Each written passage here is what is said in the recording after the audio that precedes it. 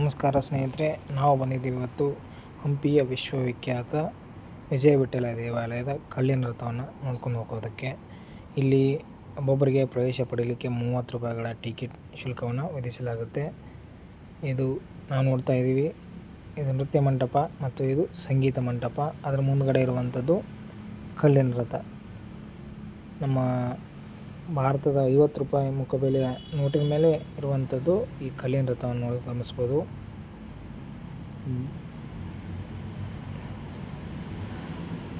ಎಷ್ಟು ಸುಂದರವಾಗಿ ಕೆತ್ತನೆ ಮಾಡಿದ ನಂತರ ಕೂಡ ನೋಡ್ಬೋದು. ದಕ್ಕನ್ ಸುಲ್ತಾನರ ದಾಳಿಯಿಂದ ನಮ್ಮ ವಿಜಯನಗರ ಆರ್ಥಿಕವಾಗಿ ಅಷ್ಟೇ ಅಲ್ಲದೆ ಸಾಮಾಜಿಕವಾಗಿ ಮತ್ತು ಈ ವಾಸ್ತುಶಿಲ್ಪ ಕೂಡ ಬಹಳ ಅವನತಿಯನ್ನು ಹೊಂದಿದಂಥದ್ದು. ಅವರು ದಾಳಿ ಮಾಡಿದಂಥವರು ಕೊಳ್ಳೆ ಅಷ್ಟೇ ಹೊಡಿಲಿಲ್ಲ, ಇಲ್ಲಿರುವಂಥ ವಾಸ್ತುಶಿಲ್ಪಕ್ಕೆ ಬಹಳ ದೊಡ್ಡ ಮಟ್ಟದಲ್ಲಿ ಹಾನಿಯನ್ನು ಮಾಡಿದರು. ಅದರಿಂದ ಎಲ್ಲರೂ ಹೇಳ್ತಾರೆ ಇವಾಗ ಹಂಪಿಯಾಗಿಲ್ಲ, ಹಾಳು ಕೊಂಪೆಯಾಗಿದೆ ಅಂತ. ನೋಡಿ ಕಲ್ಲಿನ ರಥ.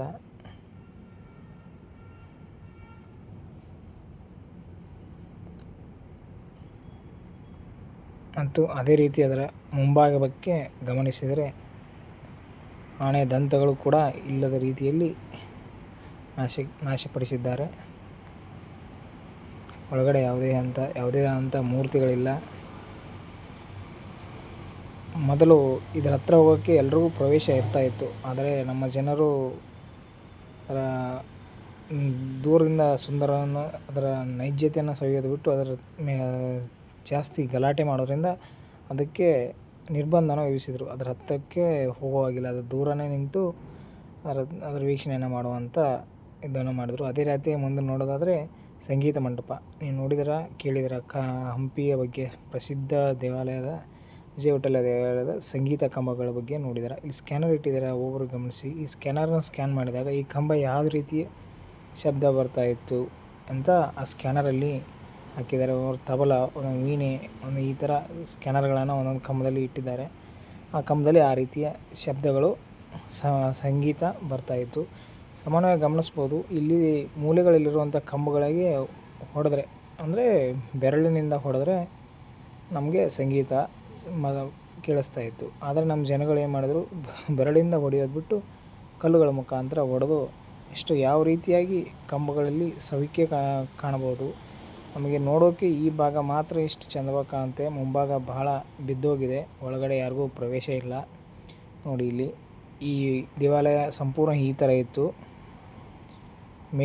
ಮೇಲ್ಛಾವಣಿಯನ್ನು ನೋಡ್ಕೊಂಬರೋದಾದರೆ ಅತ್ಯುತ್ತಮ ಸುಂದರವಾದಂತಹ ಮೇಲ್ಛಾವಣಿ ಹೊಂದಿತ್ತು. ಕಂಬಗಳನ್ನು ಸಹ ನೋಡ್ಬೋದು ನೀವು. ಈ ರೀತಿಯಾದಂಥ ವಾಸ್ತುಶಿಲ್ಪ ಕೆತ್ತನೆಯನ್ನು ವಿಜಯನಗರ ಕಾಲದಲ್ಲಿ ಮಾಡಿದರು. ಬಹಳ ಸುಂದರವಾದಂಥ ದೇವಾಲಯಗಳನ್ನ ವಿಜಯನಗರ ಸಾಮ್ರಾಜ್ಯದ ರಾಜರು ಕೆತ್ತನೆ ಮಾಡಿದರು. ವಾಸ್ತುಶಿಲ್ಪವನ್ನು ಸಹ ಗಮನಿಸಬಹುದು ನೀವು. ಒಂದೊಂದು ಕಂಬಗಳು ಸಹ ಬಹಳ ಶೃಂಗಾರ ಮತ್ತು ಅಲಂಕೃತಗೊಂಡಂತಹ ಕಂಬಗಳನ್ನು ಇಲ್ಲಿ ನಾವು ಗಮನಿಸ್ಬೋದು. ಇವೇ ಸಂಗೀತದ ಕಂಬಗಳು ಅಂತ. ಒಂದೊಂದು ಕಂಬದಲ್ಲೂ ಒಂದೊಂದು ರೀತಿಯಾದ ಶಬ್ದಗಳು ಉತ್ಪಾದನೆ ಆಗುತ್ತಿದ್ದವು.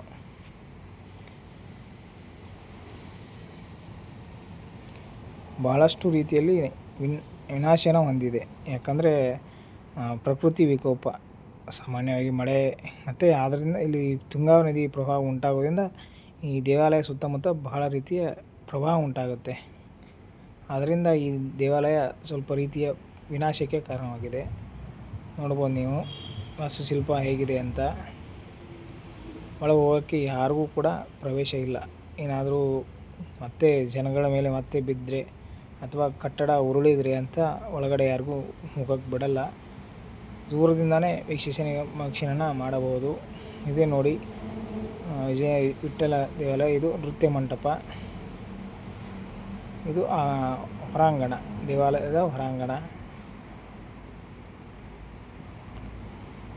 ಒಳಗಡೆ ಯಾವುದೇ ರೀತಿಯ ಮೂರ್ತಿ ಇಲ್ಲ, ಯಾಕಂದರೆ ದಕ್ಕನ್ ಸುಲ್ತಾನರು ಈ ದೇವಾಲಯ